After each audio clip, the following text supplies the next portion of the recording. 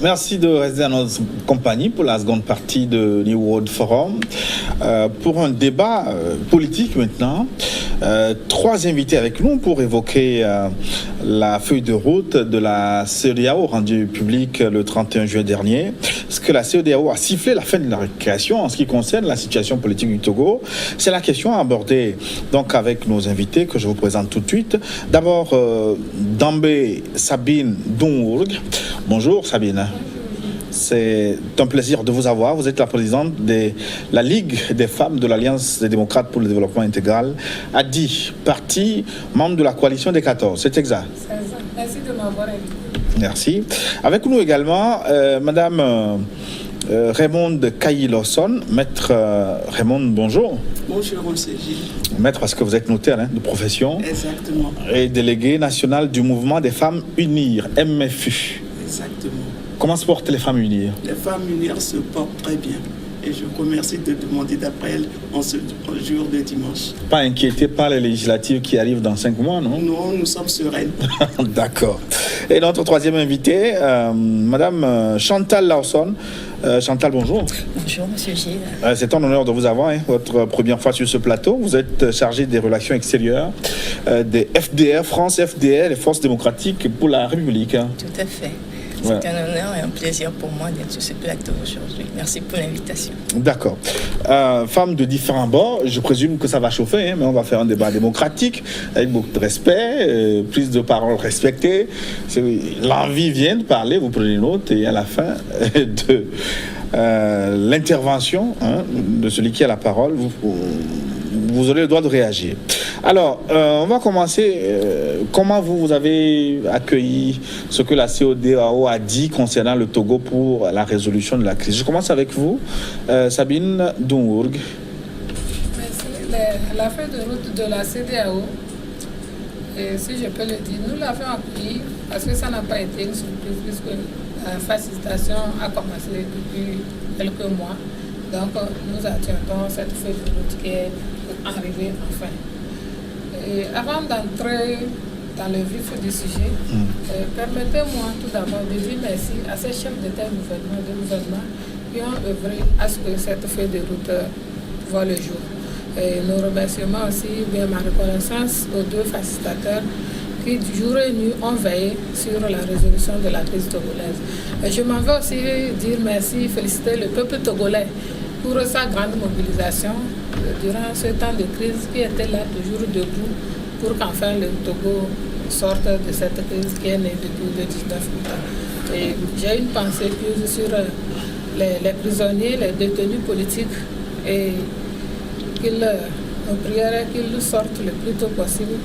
Et pour nos frères qui ont trouvé la mort dans cette crise, que leur âme repose en paix. Est-ce que vous n'avez pas manqué de remercier aussi le chef de l'État togolais quand même qui a dirigé la CEDEAO? Il était le président de la CEDEAO, non? C'est un oubli ou... C'est pas un oubli, mais j'ai bien dit les chefs d'État et de gouvernement, donc je crois qu'il est inclus là-dedans. D'accord.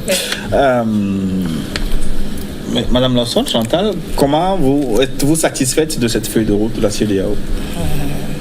Cette feuille de route, comme l'a précisé ma collègue, est accueillie avec une certaine joie des deux côtés, je pense. Toute la classe politique togolaise l'attendait fermement.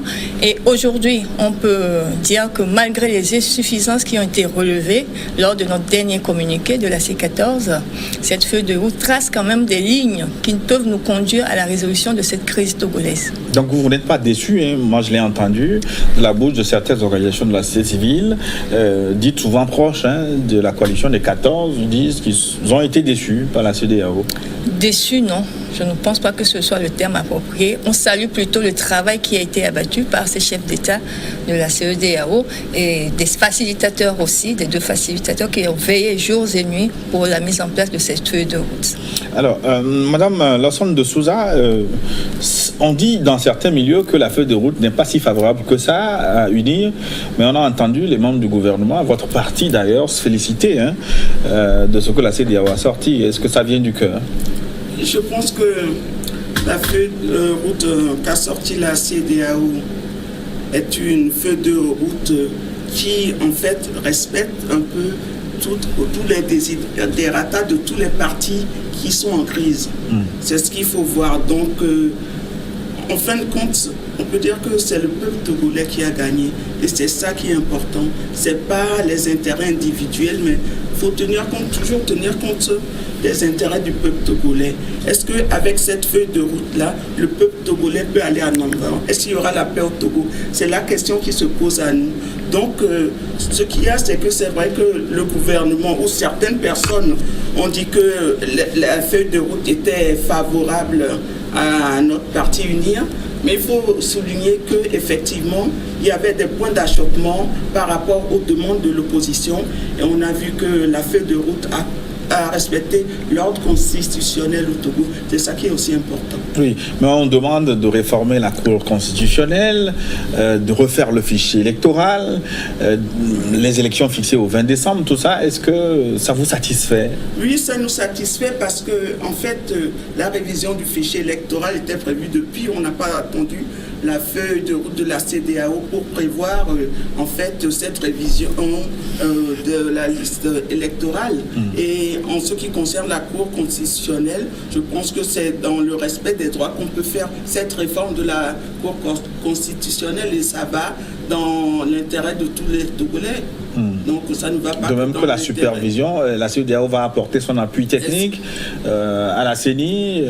C'est très bien, tant que la CEDEAO est là, la CEDEAO est un garant pour toutes les parties. Donc je pense que c'est pour ça que tout le monde est satisfait de cette feuille de route, qu'il n'y a pas de parti pris de la CEDEAO. Et comme je l'ai dit, la CEDEAO a respecté l'ordre constitutionnel, ce qui nous conforte aussi dans notre position. Madame Madong, vous n'avez pas obtenu le retour à la Constitution de 92. Le chef de l'État reste en place, il n'y a pas de transition. C'était les points essentiels ces derniers mois de la coalition des 14. Donc de ce point de vue, est-ce que ce n'est pas une déception ce que la CEDEAO a sorti? Permettez-moi, Gilles, avant de répondre à cette question, de revenir sur la question est-ce que nous sommes satisfaits ou pas de la feuille de route de la CEDEAO? Oui. Moi, je me dis que je m'étonne un peu que la question nous soit posée, parce qu'en tant que parti politique de l'Alliance des démocrates pour le développement intégral, nous faisons partie de la coalition des 14 partis. Je m'étonne pour cette question parce que je me dis que normalement, ce n'est pas à nous que cette question devait être posée, puisque nous ne sommes pas dans un match quand RPT unir coalition des 14 partis. Notre satisfaction, c'est de travailler, d'œuvrer pour la grande satisfaction totale du peuple togolais. Donc nous demander si nous sommes satisfaits, c'est comme si nous menons une lutte propre à nous. Nous menons une lutte pour la satisfaction du peuple togolais. Donc nous disons que les revendications, si elles sont prises en compte, c'est le peuple qui gagne dans tout ça. Donc c'est ce que je pouvais apporter comme bien que vos revendications phares ne soient pas prises en compte? Nos revendications phares ne sont pas prises en compte, mais si vous voyez à peu près les recommandations, bien la feuille de route, tout ce qui a été dit, nous avions à plus de 95% les revendications qui ont été prises en compte. Moi, je me dis, la CEDEAO a fait son travail, son devoir avec tact et diplomatie. Donc, son tact diplomatique voudrait qu'en réalité, si par exemple, deux personnes se querellent ou se disputent, lorsque vous connaissez bien les deux personnes qui se disputent, quand vous venez, vous procédez étape par étape pour apporter une résolution dans le conflit. Donc, la CEDEAO ne peut pas tout de suite dire voilà ce qu'il faut, mais la CEDEAO a proposé une feuille de route. Et vous voyez, c'est toutes nos revendications, même si le retour à la Constitution de 1992 et le départ de Faure Gnassingbé en 2020 n'a pas été dit. Mais ce n'est pas la CEDEAO. Moi, je crois que c'est des choses qui sont encore sous la patte. Juste pour dire que c'est là, mais ce n'est pas la CEDEAO de dire directement, c'est comme vous vous battez, la personne vient dire, toi tu as raison, toi tu n'as pas raison. Donc c'est de vous faire asseoir. Oui. Et je me dis que les jours à venir nous édifierons plus et que dans les prochains jours qui arrivent, avec le dialogue qui va continuer, avec la facilitation qui va continuer, il y aura des points d'éclaircissement par rapport à ça. Absolument. Chantal Lawson, vous évoquiez des insuffisances de cette feuille de route. Qu'est-ce qui manque à votre avis? Par exemple, les questions primordiales, comme l'a souligné ma collègue, à 95%, voilà, effectivement, il y a eu de la satisfaction, mais le reste, par 95%, exemple, c'est énorme. Hein? À peu près, comme je fais référence à ce qu'elle a dit. Et donc, si vous permettez, je vais vous renvoyer à ce communiqué-là qui soulève ces irrégularités ou ces insuffisances par rapport à l'alternance, par exemple, aux questions de l'alternance, aux questions de la Constitution. Mais si vous êtes d'accord avec moi, je peux aussi me référer au communiqué de la CEDEAO qui préconise, par exemple, un comité de suivi. Donc ça veut dire que le dialogue continue. Et si on est dans la continuité du dialogue, ça veut dire que cette feuille de route n'est qu'un préalable à la fin, à la résolution de cette crise. Donc ça ne trace que le chemin à parcourir avant d'arriver à un certain accord possible entre les partis en cause, notamment le parti RPT Unir et la coalition de l'opposition, la C14. Alors, ce que j'entends autour de cette table, c'est quand même extraordinaire, hein, Madame Lawson de Souza, parce que quelques jours avant la sortie de cette feuille de route, on se disait qu'il n'y avait pas de consensus, les positions étaient tranchées, mais dès la sortie du communiqué, on se rend compte que, bon, finalement, chacun a tiré son épingle du jeu. Hein. Oui, effectivement. C'est vrai que, contrairement à ce que mes consoeurs soutiennent, ce n'était pas la position du C14 de dire que je dirais que les points essentiels pour eux, c'était le retour à la Constitution de 92 et le départ du chef de l'État, ou sa non-présentation aux élections en 2020. C'était une condition à laquelle, en fait, il tenait absolument. Mais il faut dire que la CEDEAO n'a donné qu'une feuille de route. La CEDEAO n'a donné qu'une feuille de route alors que l'opposition espérait qu'elle allait mettre dans cette feuille de route le départ immédiat du président de la République ou le départ de sa non-présentation aux élections en 2020. Je pense que ça doit être pour eux quand même une déception. Et comme je le dis, la CEDEAO a respecté l'ordre constitutionnel. À partir du moment où cet ordre constitutionnel a été respecté, nous n'avons rien à reprocher à la CEDEAO. La CEDEAO ne peut pas embrasser tous les problèmes du Togo. La CEDEAO nous donne des lignes, des grandes lignes qui peuvent nous permettre d'arriver à des solutions concrètes. Oui, et c'est ça. Les grandes lignes de recommandation d'ailleurs, est-ce qu'on peut considérer ça comme un accord politique? Parce que quand vous lisez le communiqué de la CEDEAO, qui reste un communiqué, rien n'est contraignant, ce sont des propositions, des encouragements. Bon, comment transformer cette feuille de route en accord politique? Madame Chantal Lawson. Aujourd'hui, on ne peut pas estimer que cette feuille de route soit un accord politique. Vous conviendrez avec moi que les termes sont bien clairs et nets sur la question. Donc, je pense qu'on a encore du chemin à parcourir, du chemin à faire avant d'arriver à un accord politique. Et si vous permettez, dans le passé, on a eu des accords au Togo ici, et ces accords n'ont jamais été respectés. Le peuple togolais en est déçu, effectivement, de nos jours. Donc je pense que pour mettre en place un accord politique, il va falloir encore faire du chemin. Et la CEDEAO n'a pas été au-delà de ses prérogatives. Politiquement, a fait de son mieux. Je ne sais pas si du côté de la diplomatie, ils peuvent aller au-delà et proposer autre chose. Mais pour nous, si on dit aujourd'hui, on estime que cette feuille de route est satisfaisante, ça veut dire qu'elle trace effectivement les grandes lignes qui peuvent nous conduire à un accord, un probable accord politique entre les partis. Est-ce qu'il ne serait pas intéressant que les deux partis se retrouvent pour parapher un écrit, en tout cas concrétiser cette feuille de route et la transformer en un accord politique? Oui, parler de l'accord politique que j'ai dit tout à l'heure par rapport à la feuille de route, moi je vais dire non directement. Non, dans le sens que nous parlons d'un accord lorsqu'il y a compromis entre des protagonistes et cet accord doit être signé. Voilà qu'actuellement nous ne sommes pas là. Tel n'est pas le cas. Donc, parler tout de suite d'accord politique, nous disons non et non.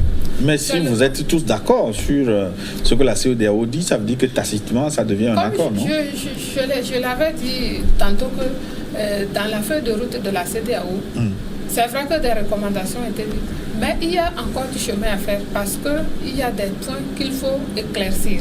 Donc, nous ne pouvons pas parler d'accord tout de suite.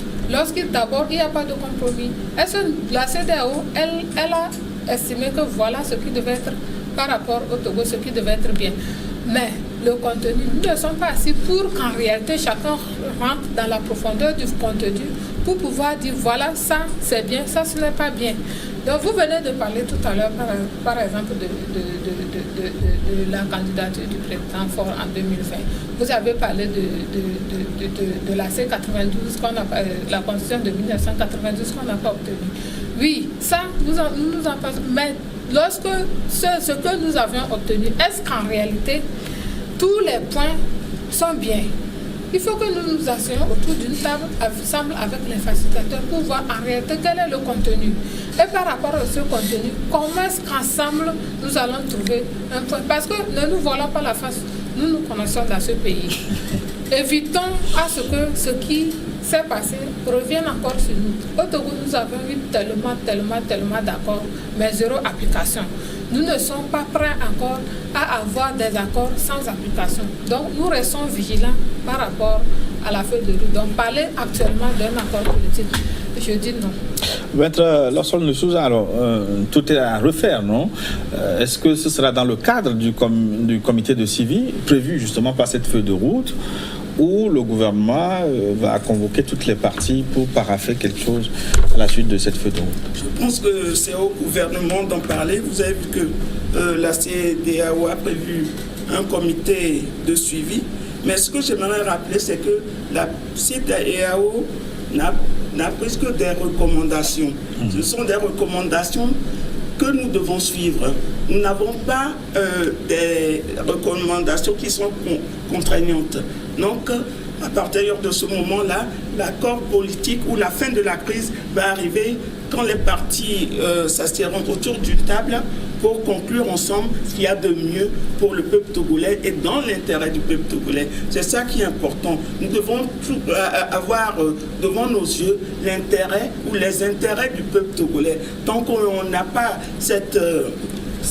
ce point devant les yeux, je pense qu'on s'écarte un peu des différentes discussions parce qu'on sait déjà que la CEDEAO, ce sont des recommandations. Donc, on va aller plus loin que ces recommandations, mais en suivant les lignes qui ont été tracées par la CEDEAO. La CEDEAO est là pour... en fait, je peux dire que la CEDEAO est le gendarme, en fait, entre les différentes parties. Et au cas où les accords, où on a vu que les accords, au moment où il y avait des blocages, la CEDEAO intervenait pour débloquer. Et puis, c'est bien dit que la CEDEAO a nommé 2 facilitateurs. Ça, le mot facilitateur explique bien tout. Et le rôle de la CEDEAO et le rôle que peut avoir la CEDEAO.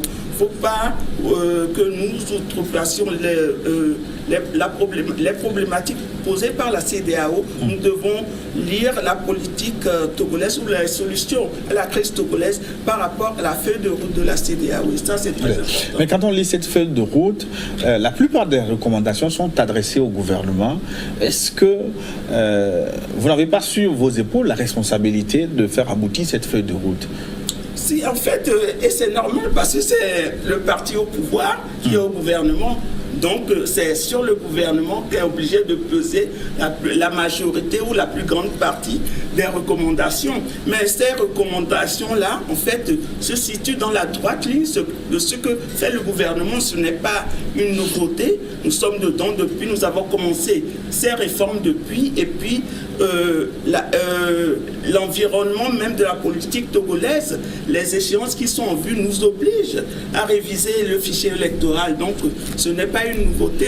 Peut-être les réformes, oui, se faisaient, mais peut-être à pas de caméléon. Cette fois-ci, est-ce que vous allez aller au galop? Parce qu'on parle des législatives en décembre, il ne reste que 5 mois. Hein. Est-ce que cette fois-ci, le gouvernement va aller vite? Le gouvernement va aller vite, mais en respectant les droits de chacun. C'est-à-dire que si la CEDEAO a fixé le 20 décembre pour que les élections aient lieu, c'est qu'ils pensent que la CEDEAO pense quand même que le gouvernement togolais et le président de la République a le potentiel nécessaire pour pouvoir mettre tout en œuvre pour que les élections législatives aient lieu le 20 décembre.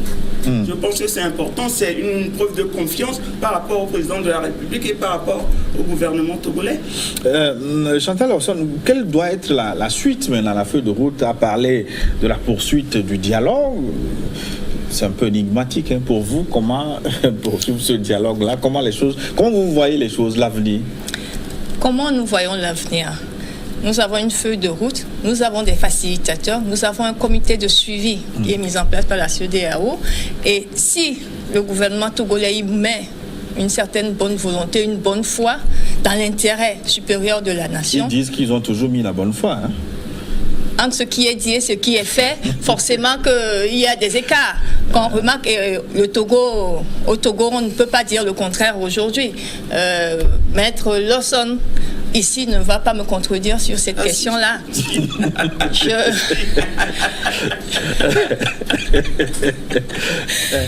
Nous savons tous que si on en est arrivé là, c'est qu'il y a eu des défaillances au niveau du gouvernement togolais.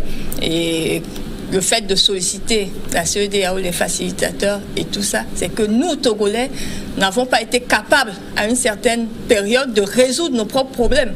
C'est pour ça que les facilitateurs sont là et qu'un comité est mis en place pour nous aider à arriver à un certain accord politique qui devrait qui doit être respecté dans l'intérêt supérieur de la nation. Et pour ça, il faut une certaine volonté politique. Sabine, la feuille de route demande à l'opposition de s'abstenir de toute manifestation de violence et de rendre les armes qui ont été subtilisées. Est-ce que là, également, l'opposition est prête à accompagner le gouvernement pour résoudre cette question? L'opposition serait prête à accompagner le gouvernement pour résoudre le problème de la restitution des armes, entre parenthèses, disparues. Si en réalité, ces armes sont disparues, sont portées disparues. Lorsque vous dites quelque chose, donnez la preuve de ce que vous êtes en train de dire. Le parti au pouvoir dit qu'en réalité, lors des manifestations, il y a eu des armes qui sont perdues. Qui est-ce qu'ils sont ceux-là qui ont porté ces armes? Point d'interrogation. Moi, je me dis qu'il y a le ministère de la Protection civile et de la Sécurité. C'est son travail. Il est là pour pouvoir assurer la sécurité des gens. Lorsqu'on dit que les armes sont perdues, mais on ne nous a jamais dit tel nombre d'armes sont perdues à tel lieu exact. Oui, on a parlé de Sokodé, peut-être, je pense, 2 ou 3. On a toujours parlé de Sokodé, mais ils savent pourquoi ils ont parlé de Sokodé. C'est pas parce qu'ils sont venus assiéger des villes qu'ils vont maintenant vouloir aller autrement pour dire que les armes sont perdues. Les armes sont perdues. Monsieur, dites-moi, lorsque vous êtes en face d'un militaire qui est en possession de son arme, vous êtes en mesure de l'arracher l'arme? Non, sincèrement, entre nous. Donc, si nous étions... On a vu quand même des armes exhibées aux premières heures de ces manifestations. Vous avez vu les images comme nous, non? Nous avions vu les images comme nous, mais comme vous, mais excusez-moi, nous savons ce que c'est que les réseaux sociaux aujourd'hui. Nous savons comment est-ce qu'un camp peut tout à l'heure, en quelques minutes, transformer l'image d'une personne. C'est ce qu'on appelle le copie-coller, couper la tête d'une personne, aller coller sur l'autre pour dire que voilà, telle personne a arraché l'arme jusqu'à ce que la personne exhibe l'arme. Si nous sommes convaincus, si nous sommes sûrs que les armes sont perdues, nous dirons aux manifestants de rendre l'arme. Mais du moment où nous ne savons pas de quoi ils sont en train de parler, comment nous allons aller acheter des armes pour les restituer parce que comme quoi on est en train de dire que les manifestants ont pris des armes, ou bien qu'est-ce qu'il faut, il faut aller voir des chasseurs pour leur arracher des armes pour venir leur...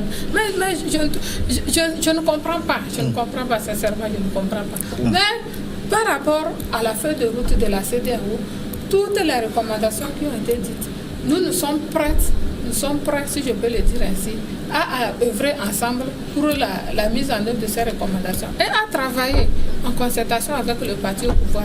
Ça ne nous dérange pas. Oui. Nous voulons que le pays retrouve la paix, que la population soit bien. C'est tout ce qui est notre point de aujourd'hui. Madame Lawson de Souza, le dialogue, comment va-t-il avoir lieu? Qu'est-ce qui va se passer dans les prochains jours? Parce que je m'étonne, quand on a fixé l'échéance des législatives au 20 décembre, je me suis dit qu'au lendemain déjà, il devait y avoir des initiatives pour aller vite, parce qu'il n'y a pas beaucoup de temps. Mais là, ça fait 1 semaine de perdu déjà. Alors... C'est vous qui le dites que c'est perdu.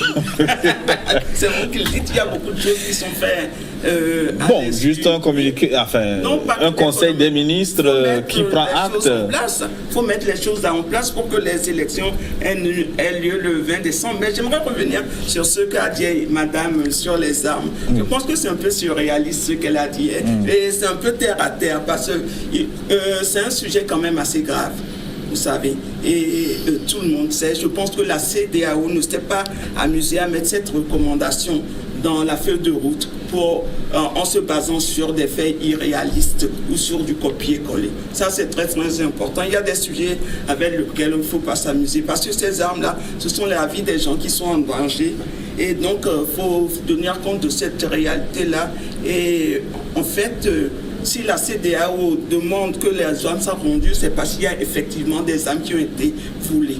Et on a vu des photos avec des gens, des civils qui portaient des armes. Donc, je pense que pour cette question-là, il n'y a pas lieu d'en discuter. Mais là, une inquiétude peut-être qui est fondée. Est-ce qu'on connaît le nombre de ces armes aujourd'hui, l'identification de ces armes? Le ministre de la Sécurité a fait le point. A fait le point sur les armes disparues et puis la qualité des armes qui ont disparu. Donc, c'est pas aujourd'hui qu'on va revenir là-dessus. Tout le monde est d'accord qu'il y a eu des armes qui ont disparu, qui ont été prises, peut-être pas par madame, je le reconnais bien, mais qui ont été prises par des gens qui font partie de l'opposition. Donc ça aussi c'est important. C'est un élément de réponse. Permettez-moi de revenir, puisque c'est moi qui ai parlé. Oui, rapidement alors. Oui, rapidement. Lorsque vous voulez tuer votre chien, vous l'accusez de rage. Qui sont ceux-là qui ont utilisé les armes pour tuer les manifestants lors des manifestations?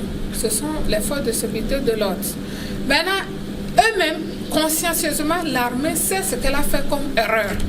Utiliser une arme sur une personne à main nue qui sort pour une revendication, dans quel pays ça se passe? Parce qu'ils ont fait ça. Qu'est-ce que la population dit? La population dit ça ne nous démobilise pas. Nous continuons. Nous vaincrons, nous nous mettons dans la dignité. Moi, je trouve que ce sont des arguments que le pouvoir a pris en place pour pouvoir dire ouais, nous avions tué 7, les gens ont vu, la communauté internationale a vu. Mais voilà ce qui est perdu. Si réellement les manifestants ont volé des armes ou ont pris des armes, pourquoi ils n'ont pas tué en retour les forces de l'ordre avec ces armes?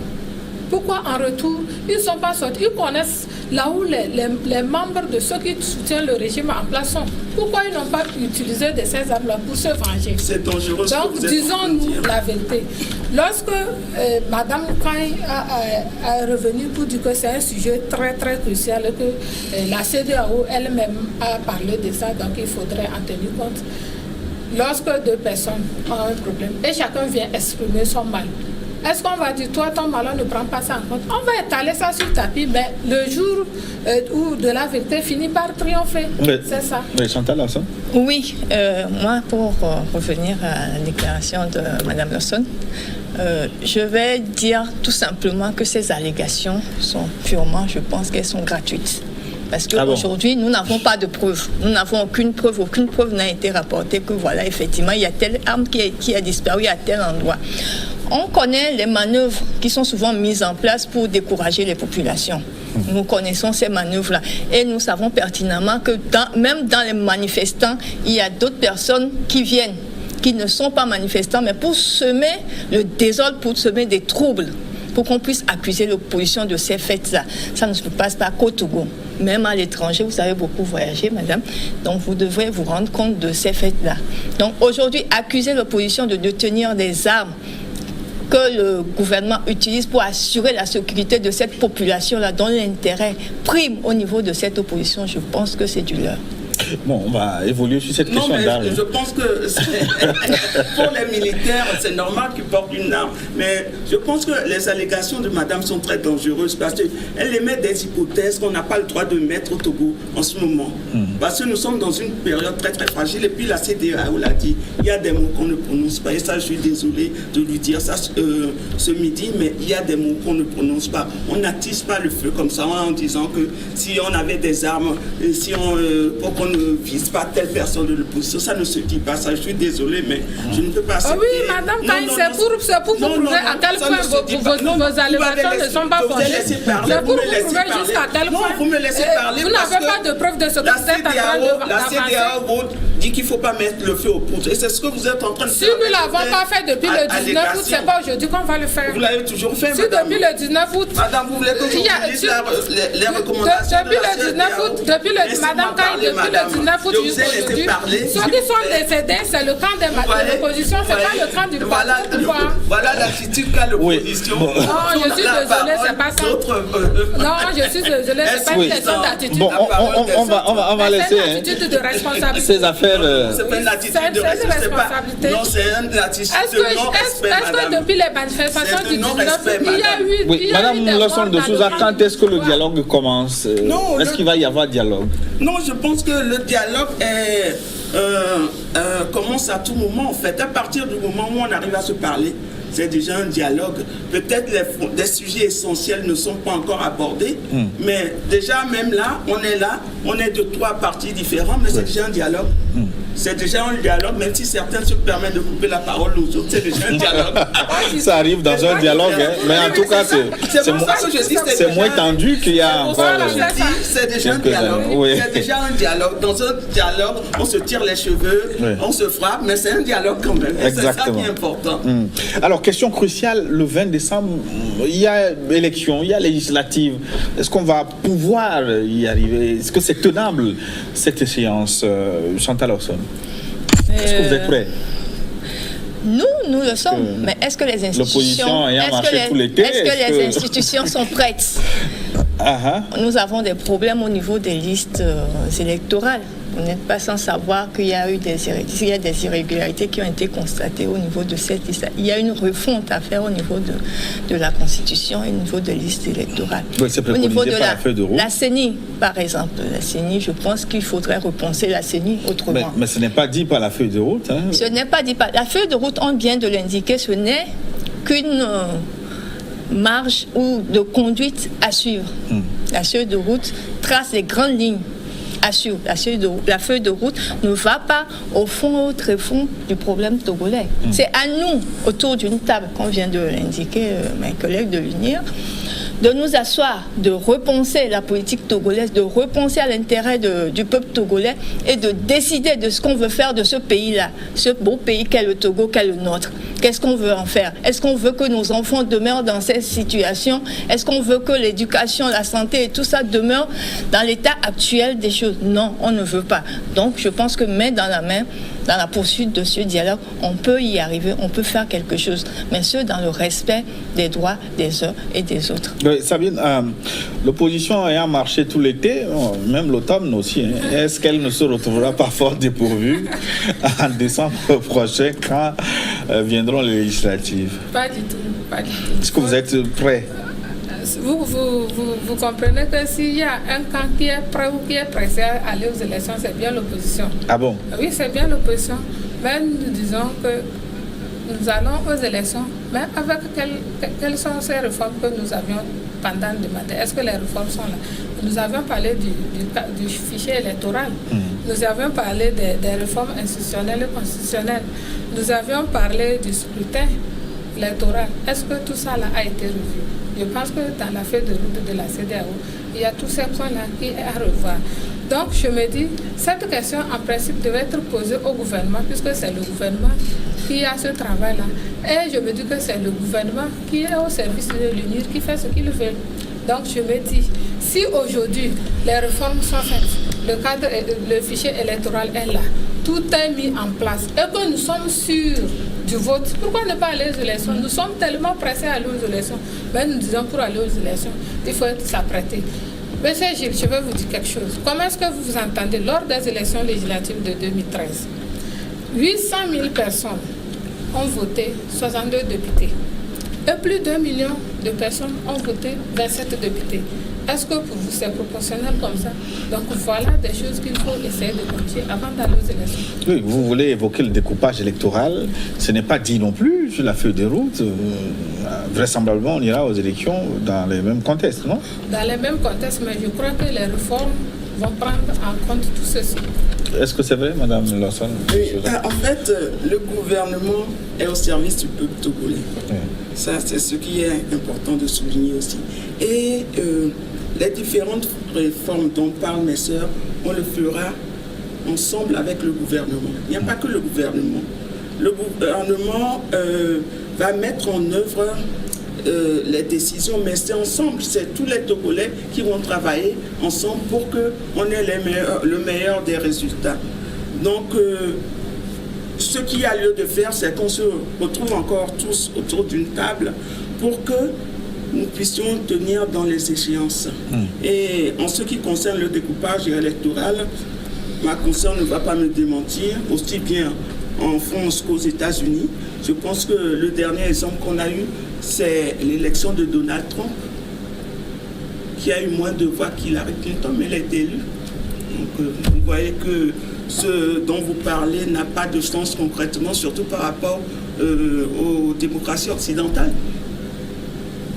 C'est le découpage électoral qui donne ces résultats. Ce n'est pas une question de fraude, c'est le découpage électoral tel qu'il a été choisi. Aussi bien en France, il y a par exemple pour les législatives en France, ce sont les proportionnels qu'on utilise. Oui, bien sûr, c'est pour ça que nous voulons effectivement qu'il y ait des réformes à ce niveau-là. Mais Madame Lawson de Souza, est-ce que vous ne cherchez pas à prendre au dépourvu l'opposition? Parce que, en attendant que les réformes soient faites, vous êtes sur le terrain, vous installez vos bureaux, vous vous préparez. Donc, est-ce que... Effectivement, il irait sur le terrain, mais on n'a pas demandé à l'opposition de ne pas être sur le terrain. On n'a pas demandé ça, donc on va qu'à nos occupations parce que... vous savez, le Togo sera construit par l'ensemble des Togolais. Et à partir du moment où nous, à unir, on trouve que nous devons avancer, on avance. Mais on avance dans le respect des droits des autres. On ne vient pas s'impliquer dans leur politique interne. Et c'est ça aussi qui est important. Respecter la liberté individuelle de chacun. De chaque parti, aussi la liberté de chaque parti de faire ce qu'ils veulent ou ce qu'ils veulent pour pouvoir leur permettre en fait d'implémenter sur le terrain. Mais ils disent parfois que ce n'est pas le cas parce que certains partis estiment que dans des régions du pays, ils sont interdits de manifestations, de meetings par exemple. Non, mais on estime aussi que l'UNIR ne peut pas aller dans certains quartiers aussi, donc c'est exactement la même chose. La problématique se pose de part et d'autre. Peut-être que l'UNIR est majoritaire dans beaucoup de circonscriptions, c'est pour ça qu'on dit ça, mais si la problématique se passe de part et d'autre, il y a des cas. Mais vous avez la prérogative de faire, d'aider tous les partis exactement, à battre campagne dans tous les coins, non? Exactement, c'est pour ça que je dis le gouvernement est là pour tous les Togolais. Le gouvernement n'est pas là seulement pour diriger les gens du Niger. Quand il pleut sur tous les Togolais. Vous voulez réagir? Oui, bien sûr. Bien sûr. Le contraire m'aurait... Samy? Je voulais réagir en disant que parler de c'est vrai qu'on croit qu'il n'y aura plus d'assaut le terrain, ils sont partout à former les mêmes, tout ça là. Mais vous voyez, nous avions un problème au Togo. Nous avions l'impression que quand d'autres personnes mènent des activités sans que ces activités-là soient médiatisées, on croit qu'en réalité, il n'y a pas d'activité menée.